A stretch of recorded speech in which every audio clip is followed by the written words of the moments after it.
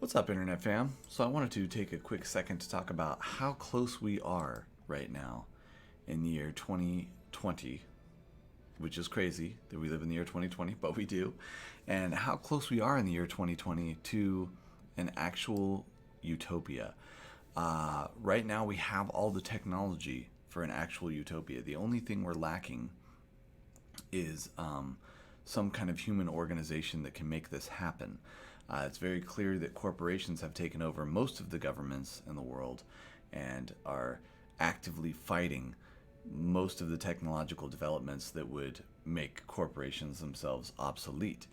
They have a vested financial interest in stopping humanity from advancing in the way that I see we already have been advancing inexorably for the last 1,000 years. So this is one of my favorite projects that definitely strikes me as part of the future utopia that I'm hopeful that most of the planet's going to get to live in. This is an automated farming system. So as you can see, this one's quite long, so this is probably enough this could probably grow enough vegetables for a whole family of 4 or something like that. And as you can see, it's basically like a big 3D printer, but instead of 3D printing, it's killing weeds, it's testing the soil, it's making sure the plants have the exact amount of water they need, it's making sure the plants have the exact amount of light they need if you're in a climate where it gets too dark in that time of year, etc. Farm.bot is the website, and I definitely think this is one of the technologies that could create a utopia for all of humanity. One of the big problems that I see in our current system is the Federal Reserve and fiat currency and the petrodollar and the insane corruption around the banking industry. There are several solutions for that now. Obviously, Bitcoin, the idea, is a potential solution, but unfortunately Bitcoin is already owned by mostly billionaires and exchanges and governments and giant banks. So Bitcoin, for me, the dream of Bitcoin is actually dead, although I'm very confident that some other cryptocurrencies might take over and fulfill the dream that kind of Bitcoin initially promised, which was to give us actual hard currency with a hard cap that has value that the government just can't print and devalue as you're holding it, which is what all the governments in the world right now are doing with all fiat currency. So my entry into the ring is CoinKittie, and it's my idea for this cryptocurrency is that it would only be mined when people contribute to the project. So if the project itself gets contributed to, a certain amount of coin gets added to the project. So in that way, you're making it impossible for market makers and price manipulators and billionaires to come in and just buy it all, and then once they buy it, raise and drop the price and drive everybody else out of the market, which is something that definitely happens in the cryptocurrency right now,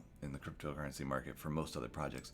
The other aspect of CoinKittie that I think is a revolutionary good idea that could lead to a utopia is the idea of a truly free market. So people talk about black market, gray market, they talk about open market, closed market. There's all these terms to define the different markets that we have right now. What if it was just one market, an uncensorable market that couldn't be labeled black label or anything else? And what if that market wasn't just for goods and services, but was for actually hiring people? So that's kind of the idea behind CoinKittie.app. In this way, CoinKittie.io rather. In this way, you would be able to go and get gigs anytime, anywhere, and there would be no record of you having worked there. You would not be an employee.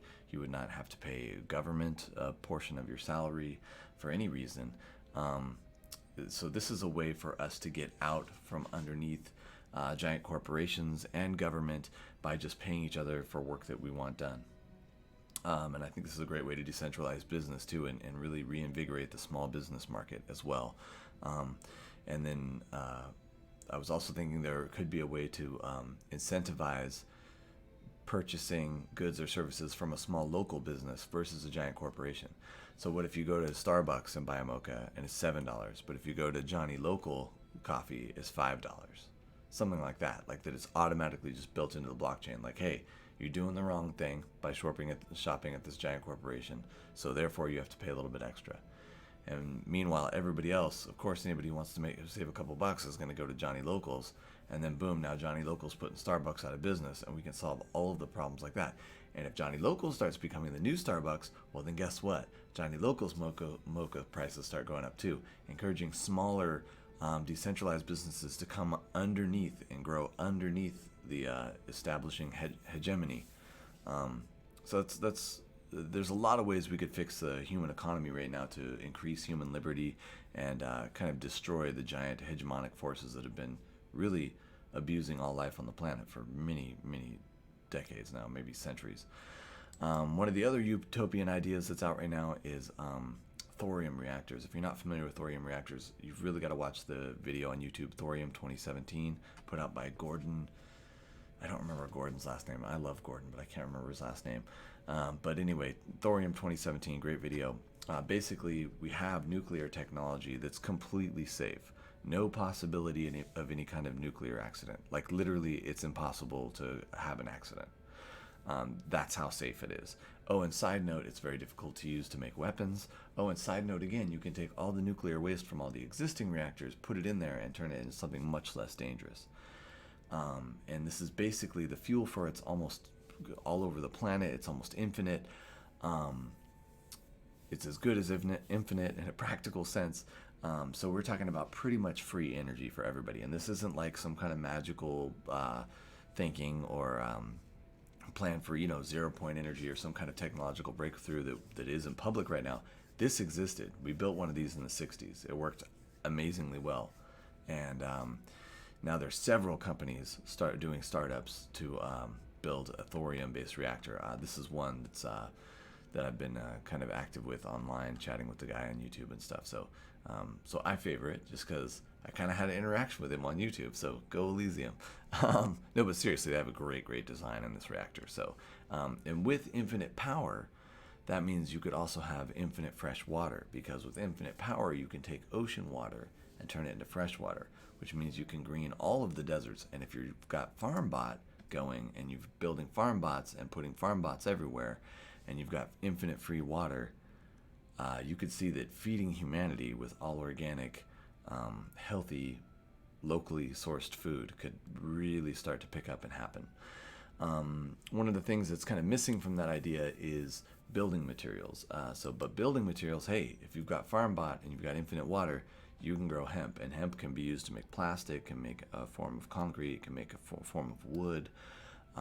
And most exciting, I think, is the idea of aircrete related to hemp. The idea, I don't know if you're familiar with aircrete, but it's basically concrete that's been whipped up with dish soap into like a foam, so it's like a concrete foam. But when it dries and hardens, it has characteristics very similar to wood. It's very structurally sound, it's very lightweight, it actually floats in water. It doesn't corrode at all. It's like very, has really good longevity.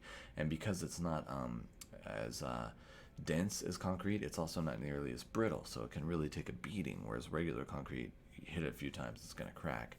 This is a lot harder to crack, or when it does fail, it doesn't fail as suddenly as concrete does. So aircrete's a really potentially really good idea, especially if you add the idea of hemp and hempcrete and hemp aircrete and hemp 3D printing, right? Because you can make hemp plastics, which you could 3D print. This is another technology that's really kind of taken off in the last 20 years that could really decentralize manufacturing altogether and eliminate the need to go to the store for 90% of the things that you might go and buy at the store. You could just say, hey, print, and get whatever it is you need out of the printer. This is something that's happening.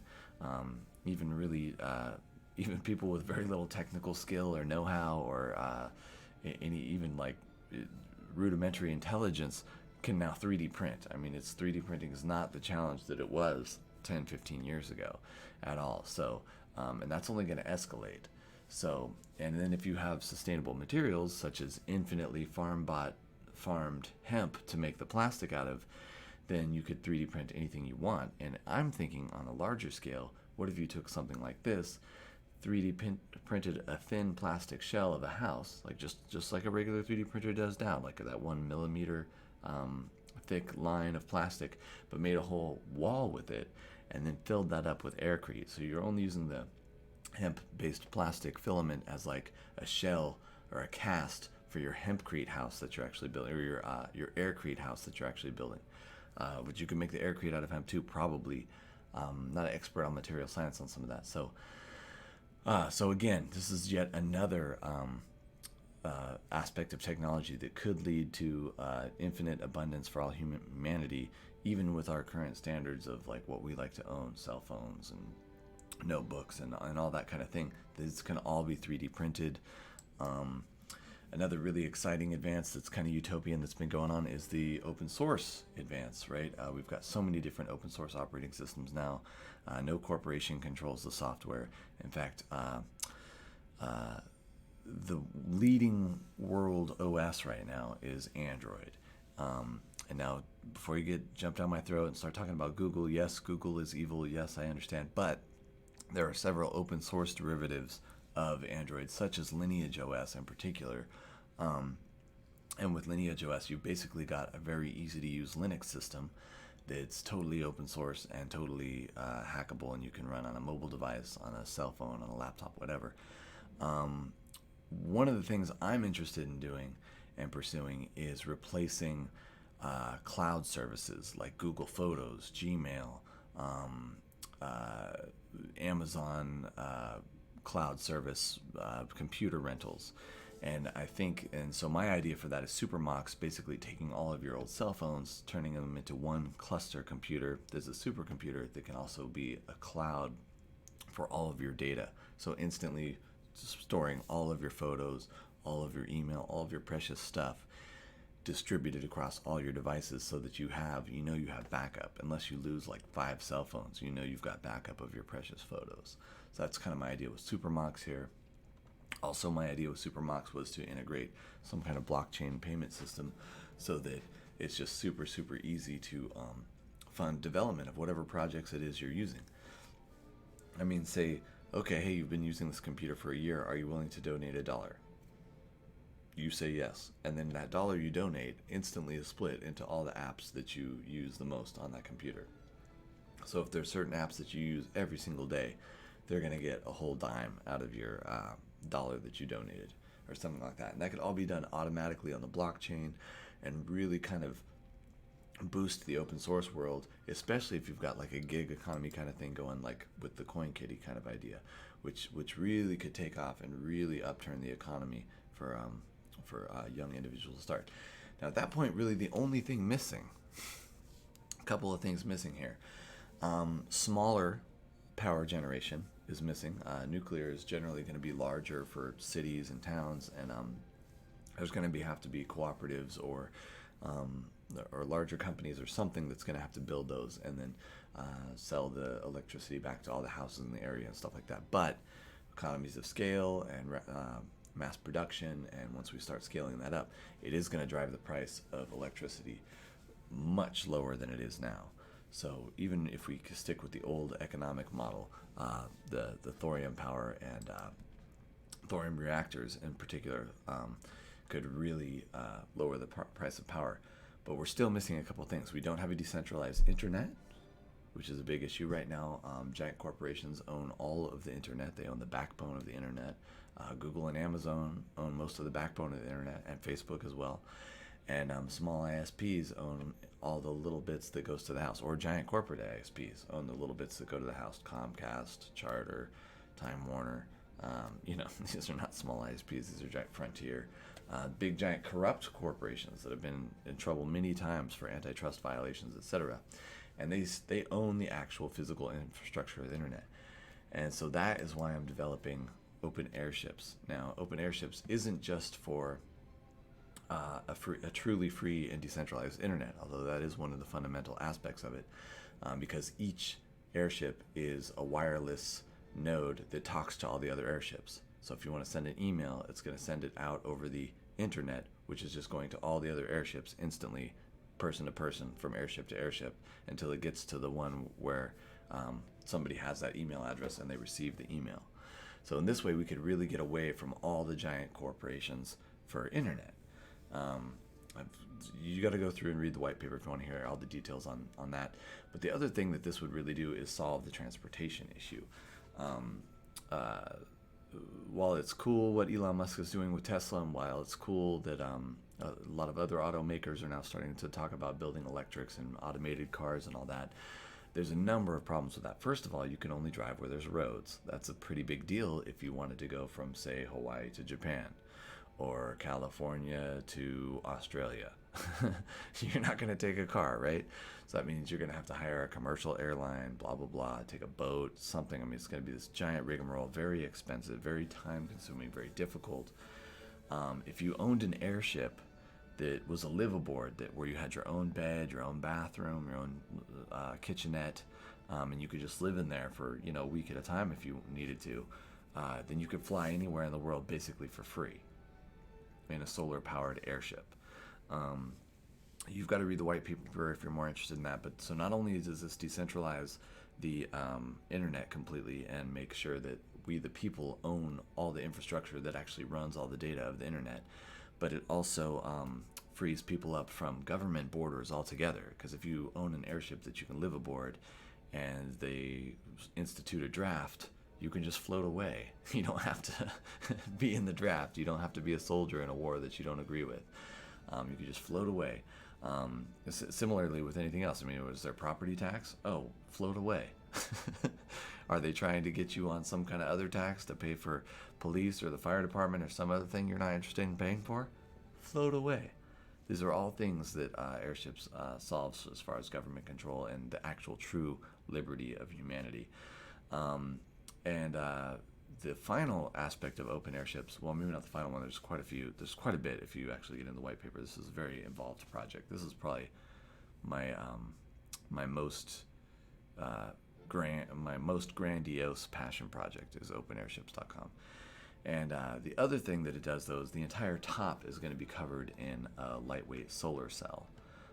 Can't really tell from this illustration, but the idea is for the top of this thing to have a totally lightweight solar cell, so that you would have pretty much infinite electricity in your little mini house, or if you have a big airship, your big giant mansion floating house.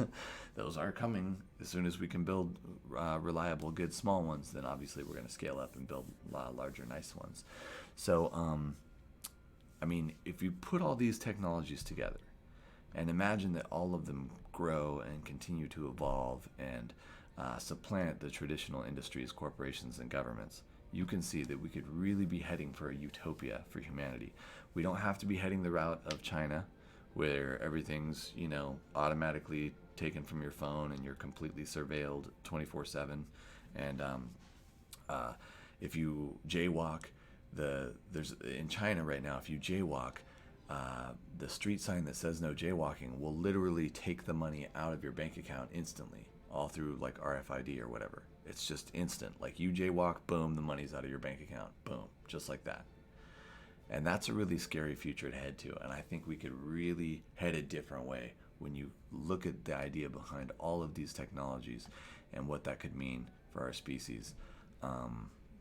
It's just, there's no reason, I think, at this point for us to worry about this dystopia. We just have to work on really implementing all of these technologies so we could have free electricity, free clean water, free food, free housing, free transportation, a free internet, and be able to hire anybody at any time for any amount of money that we agree to with them.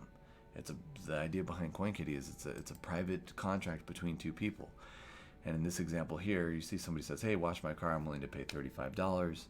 And these people are willing to do it for all these different prices, but right now the person who's willing to do it cheapest is in the lead. That's why they're bigger here on the right, and they're willing to do it for $38. That's pretty close. If I was trying to get somebody to wash my car for $35 and this is the closest offer I got, I'd probably say, yeah, okay, $38, come wash the car.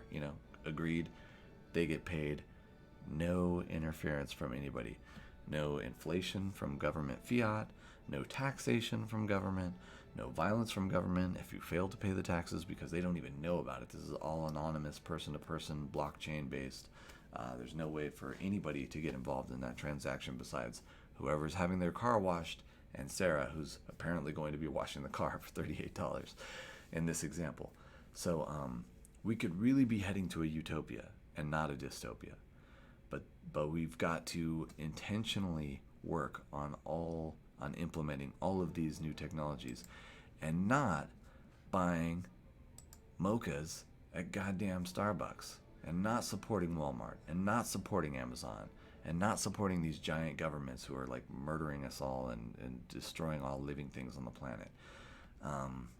We could be heading for a utopia. So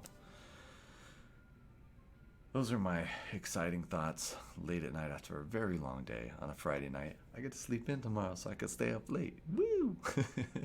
All right, Internet fam. Let me know what you think. Are we heading for a utopia? Yay? Nay? Why or why not? Let's hear about it.